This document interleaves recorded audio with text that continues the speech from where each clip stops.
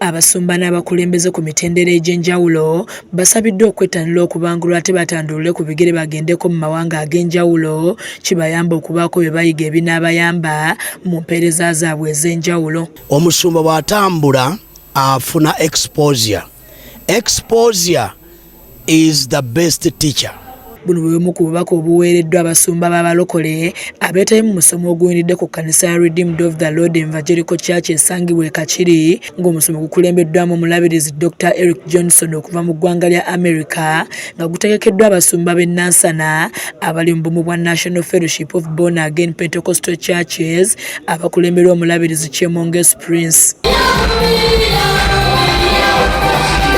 Omulabirizi Dr. Eric Johnson atendereza embeera y'obudde wano kyokka ne yennyamira ku nteekateeka y'ekibuga Kampala embi gy'agamba esaana okufiibwako. It's a beautiful place. The people are beautiful. And wow, Kampala is something. The streets are busy. And you have to be very skillful to drive in Uganda in Kampala. Alambuludde ku kiruubirirwa ky'enteekateeka eno ey'okubangula abasumba. Training and encouragement and helping support in the church for the mission and the mandate of the church to make disciples of every nation. There's a move of God going on. God is moving all over the continent of Africa.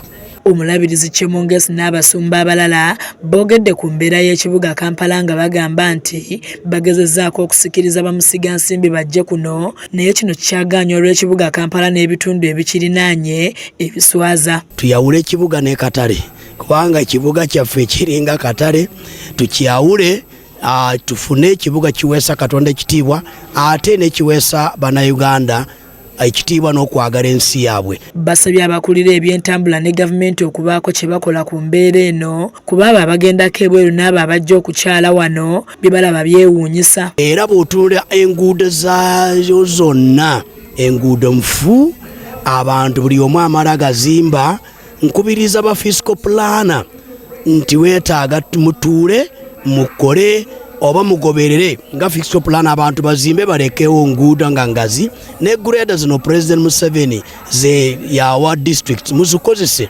abekozese ku bintu nogazi y'amakubo agali highway n'age Kampala galowozeko ogongera ogagaziya ate ndowooza ne flyover nazo zeetagisa naddala okulaba nga tukendeza ku jam n'abayinvesita baffe oba bagenyi baffe okulaba nga batukira mu budde.